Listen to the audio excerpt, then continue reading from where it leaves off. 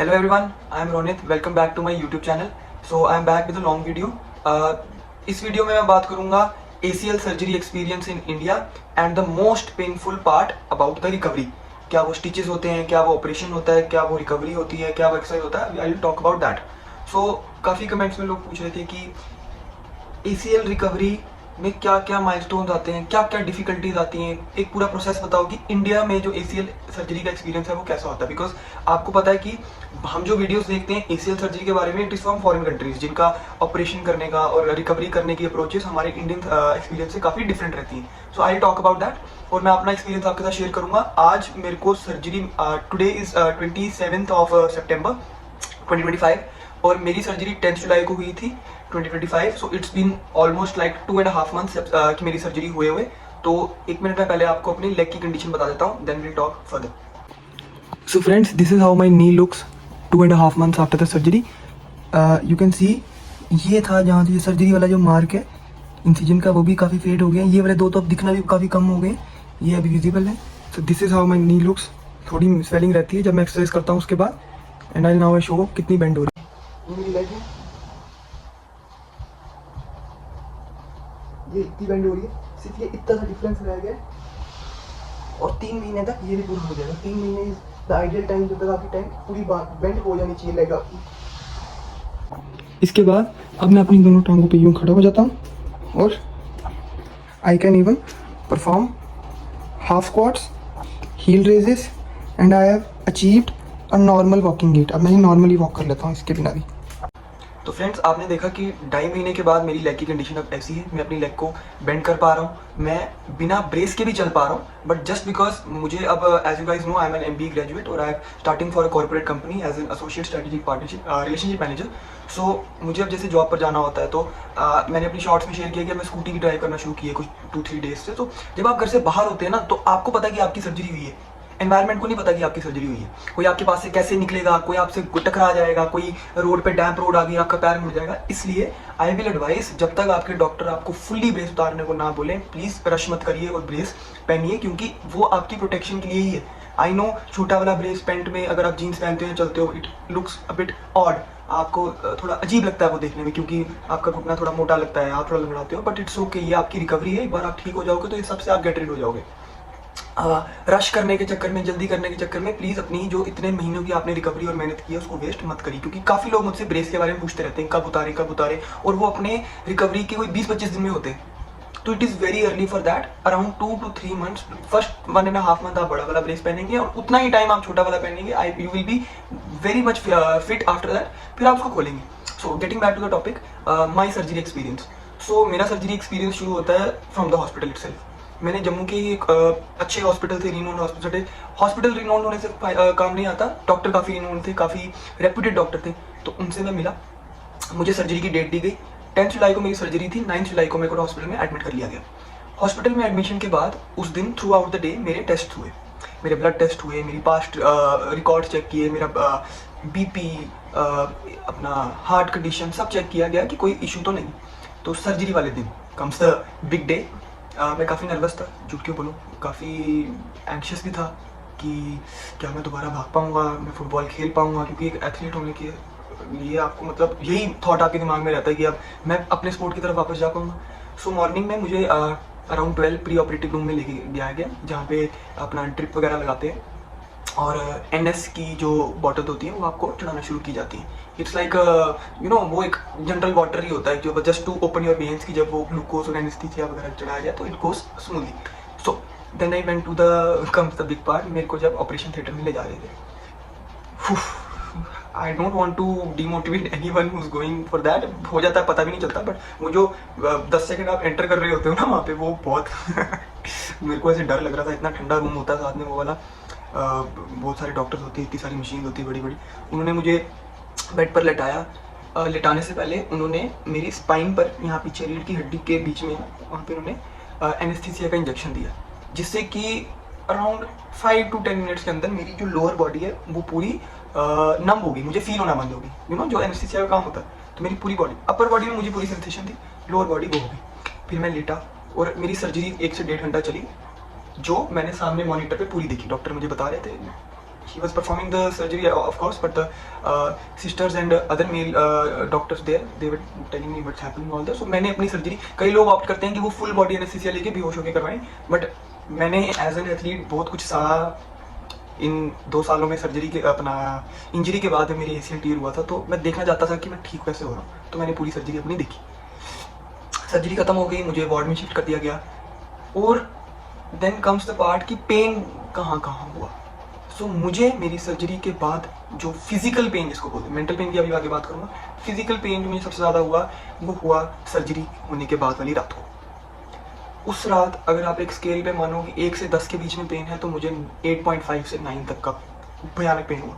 हो सकता आपको ना हो सकता किसी को हो किसी को ना हो, बट मैं अपना बता रहा हूँ। उस रात क्योंकि जब एनेस्थीसिया का जो इफेक्ट होता है वो ख़त्म हो रहा था, तो फिर पेन होना शुरू हुआ और काफ़ी पेन हुआ। उस रात में बहुत डिस्कम्फर्ट में रहा मैं पूरी रात।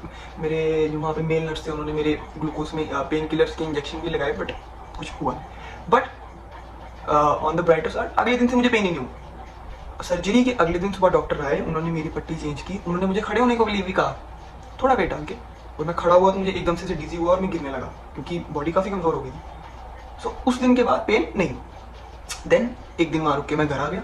डॉक्टर्स ने मुझे थोड़ी बहुत एक्सरसाइज बताई थी। अब इसमें सेकंड पेन, फर्स्ट पेन मैंने आपको बता दिया कि वो हुआ था जो सेकंड पेन जो हुआ था वो मेरे को वो हुआ था कि जब मेरे को डॉक्टर ने बोला था कि आपने अपने घुटने को नीचे दबाना है और फोल्ड करना है। मुझे बहुत डर लगता था उसमें कि यार अब मेरी सर्जरी हुई है, क्या पता अंदर क्या हो रहा है, अगर मैं घुटना दबाऊंगा कुछ गलत ना हो जाए, मैं मोड़ूंगा कुछ गलत ना हो जाए।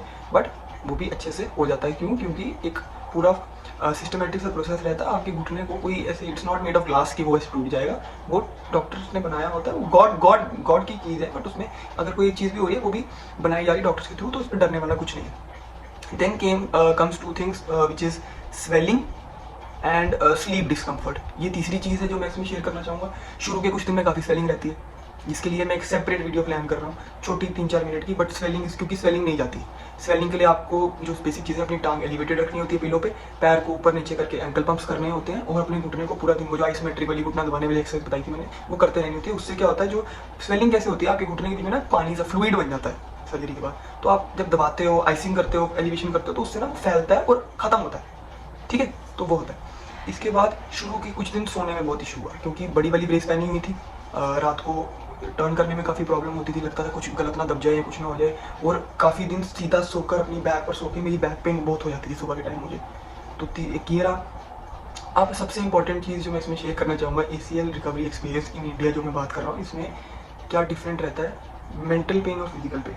फिजिकल पेन तो तब होगा जब आप एक्सरसाइज करोगे, आप सर्जरी के बाद जब एनेस्थीसिया जाएगा, स्टिचेस रिमूवल में कोई पेन नहीं होता। जो पूछ रहे थे, स्टिचेस में कोई पेन नहीं, आपको पता नहीं चलता, जस्ट निकाल लेते हैं ऊपर से। मेंटली बहुत पेन होता है, आई कांट डिनाई दैट।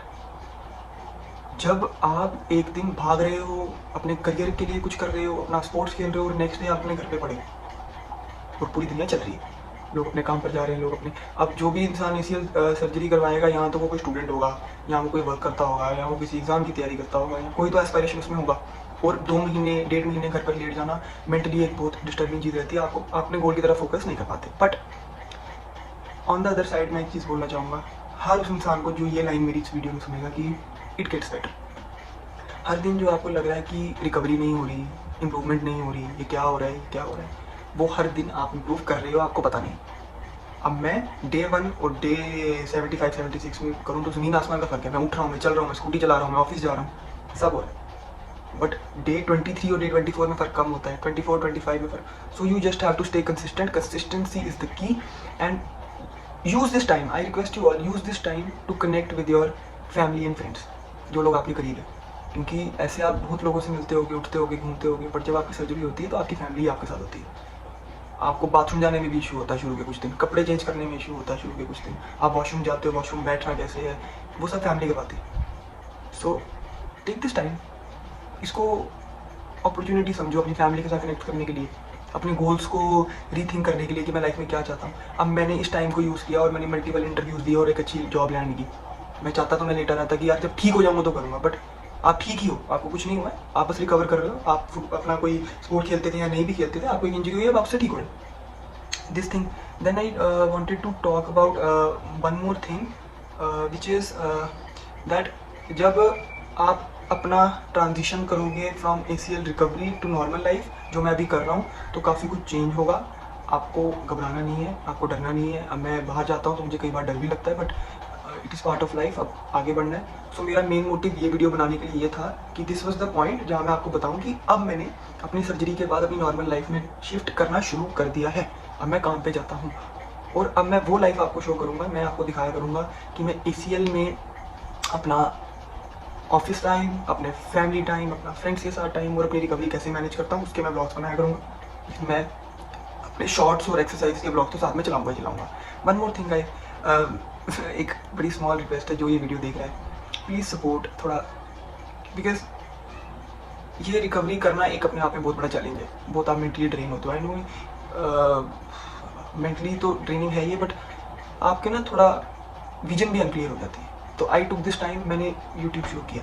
मैंने अपने जैसे लोग जो रिकवरी कर रहे हैं, जो फाइटर्स हैं, जो मोटिवेशन ढूंढते हैं, जिनको पता नहीं चलता कैसे करना है, मैं उनके लिए वीडियोस बनानी शुरू की। एंड मैंने जब ये चैनल बनाया, मैंने आज तक अपने ना किसी फ्रेंड को, ना किसी रिलेटिव को, ना किसी नोन को इस चैनल के बारे में नहीं बताया हुआ। तो आप जितने लोग ये वीडियो देख रहे हो, आप सब अननोन लोग मेरी वीडियो देख रहे हो। जो वीडियो लाइक करता है वो सब अननोन लोग वीडियो मेरी लाइक करते हैं, कमेंट करते हैं। सो आई वॉन्ट कि आप सब्सक्राइब करो, मुझे सपोर्ट करो, क्योंकि this society is very judgmental. जब मैं ACL एक्सपीरियंस इन इंडिया की बात कर रहा हूँ तो मैं सोसाइटी इन इंडिया की बात भी कर रहा हूँ। They are very judgmental. So मैं उनको नहीं बताना चाहता था क्योंकि ये कर रहा है, वो कर रहा है। एक नई चीज़ शुरू करने में बहुत पावर लगती है, बट आप लोगों ने मुझे पावर दी। जब मुझे एक नया लाइक मिलता है, नया व्यू मिलता है, आई फील वेरी ब्लेस्ड। जब आप मुझसे कमेंट पे क्वेश्चन पूछते हो अपनी सर्जरी के बारे में, I make sure I reply to every single comment. जितना मुझे पता है मैं उतना शेयर करता हूँ। So please I need your support. आगे बहुत अच्छा कंटेंट आएगा। ये तो मेरा एक क्या बोलते हैं कि जब इंसान गिर जाता है, तो मेरा गिरे हुआ कंटेंट था क्योंकि मैं सफ़र कर रहा था। अब जब मैं उठ के बाहर आऊँगा, I am a different human being. I live life with full confidence. I walk into a room and own it. I have lot of fun. मैं वो सब आपको दिखाऊंगा। मैंने जॉब सेक्टर ज्वाइन किया है, तो मैं आपको ये भी बताऊंगा कि कैसे अगर आप लोग इंजीनियर हो, MBA हो, और any corporate sector, private sector, कहीं पे भी आप एंटर करना चाहते हो तो कैसे करना है, कैसे इंटरव्यूज देने, कैसे अपने आप में कॉन्फिडेंस लाना है to walk in a room, कि उस रूम को आप ओन कर लो। तो सब मैं आगे दिखाया करूँगा। I have lot of content in my mind, but one thing I need is your support. And हाँ, lastly one question more, this is just to end. मैंने फिजियोथेरेपी नहीं करवाई। ACL एक्सपीरियंस इन इंडिया की बात हो रही है, तो मैंने फिजियोथेरेपी नहीं करवाई। जैसे मेरे डॉक्टर ने मुझे बोला कि नहीं करवानी है, I don't advise my patients to go for physiotherapy. कुछ डॉक्टर्स बोलते हैं इंडिया में, कुछ नहीं बोलते, और 60 to 70% पीपल इंडिया में फिजियोथेरेपी नहीं करवाते। वो घर पर एक्सरसाइज करते हैं, तो घबराने की जरूरत नहीं है। वीडियो देख के या किसी से बात करके कि जो फिजियोथेरेपी कर रहा है, घबराने की जरूरत नहीं है। ऑब्वियसली फिजियोथेरेपी एक प्रोफेशन है, वो एक प्रोफेशनल सुपरविजन में आपकी टांग ठीक होती है। पर अगर आपका डॉक्टर आपको एडवाइस कर रहा है, नहीं, टाइम ज़्यादा लग सकता है, पर आप ठीक हो सकते हो बिना फिजियोथेरेपी के भी। दिस इज़ माई ओपिनियन, क्योंकि मैं हुआ हूँ। बाकी किसी का साथ भी मेरे डिफर नहीं कर सकते। So thank you so much guys. ये था मेरा एक honest unfiltered opinion about my ACL recovery experience. And moving further from here बहुत कुछ आएगा। ऑफिस लाइफ आएगी, मुझे शर्म आएगी 5 आके कैमरा पकड़ने में, बट आपका सपोर्ट और आपका लाइक मुझे बेशर्म बनाएगा, इन अ सेंस कि हम साथ में ग्रो करेंगे। So stay tuned guys, a lot of good content and a lot of insights about future recovery, and life itself is on the way. So bye bye, see you.